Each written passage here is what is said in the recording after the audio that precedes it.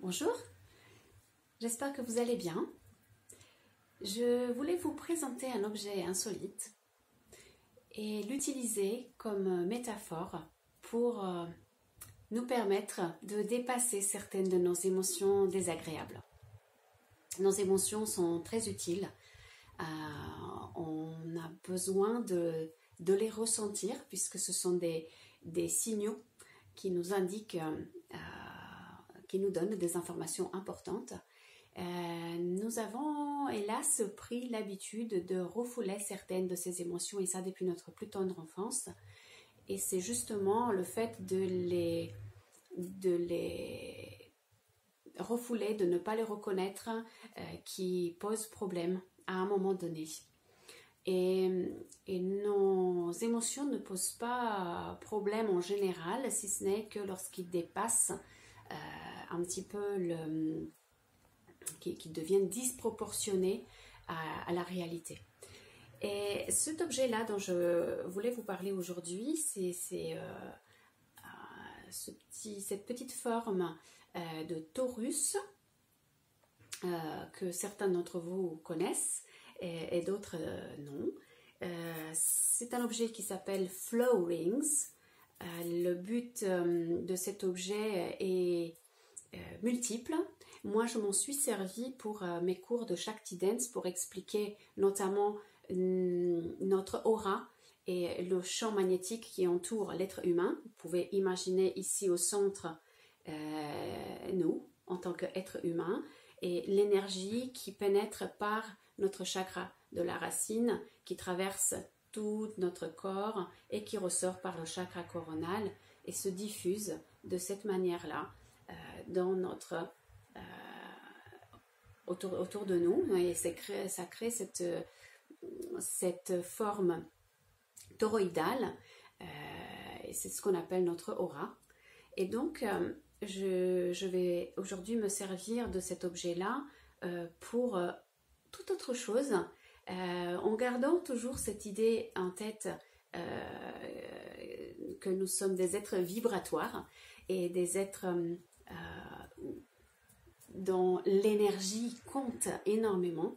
Et bien, pour vous montrer un mouvement dont je m'en suis servi donc pour les cours de Shakti Dance et qui nous a permis de comprendre la fluidité et repenser à la fluidité de la vie.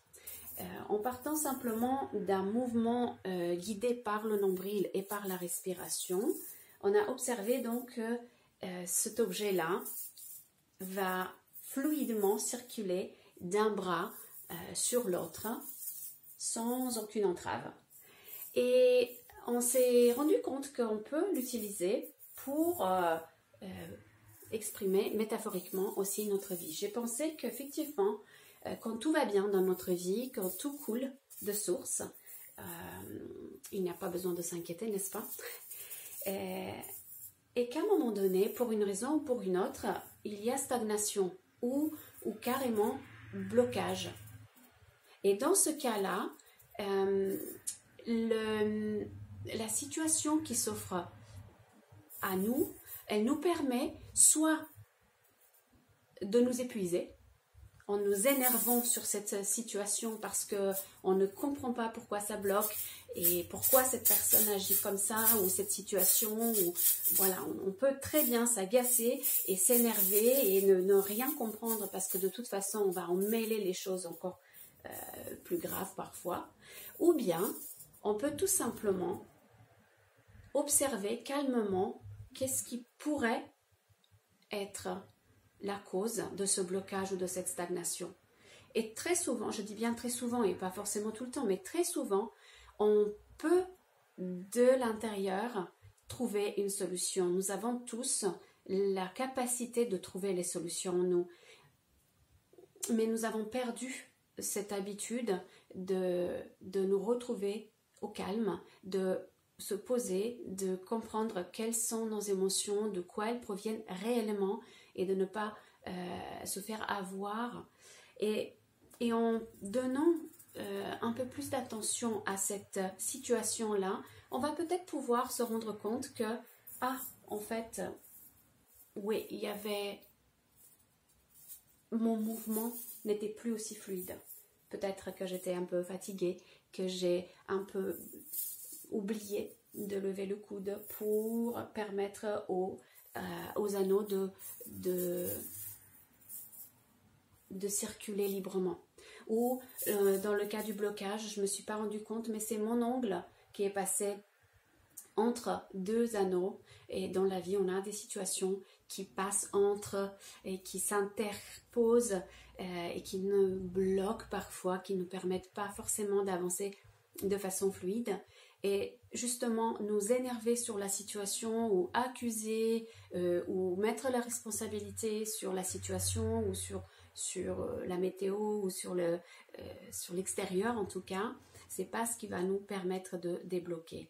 Et au contraire, plus d'attention, un peu de prise de recul, de respiration pourra nous permettre de déceler peut-être une solution ou en tout cas une porte qui peut nous amener par la suite à une solution. Et si vous observez bien dans ce mouvement, j'invite mon corps entier à y participer. Mon nombril, certes, puisque c'est lui qui initie le mouvement, mais aussi ma respiration et tout le haut du corps y participe. Je dis tout le haut du corps puisque je suis assise, mais en réalité aussi mes jambes en tailleur, mes ischions qui sont posés sur le sol participent à me soutenir dans cette posture et à me permettre aussi de me poser lorsque la situation est un peu bloquée, de prendre une posture droite, de me centrer, de respirer et de permettre justement à cette situation de se fluidifier à nouveau. Eh bien, je suis d'accord que dans la vie, tout n'est pas aussi simple, on est d'accord. C'est simplement une image qui pourrait peut-être vous aider, je l'espère en tout cas. C'est dans ce but que je le partage. Et ayez cette vision, cette image dans votre tête lorsque les situations se bloquent.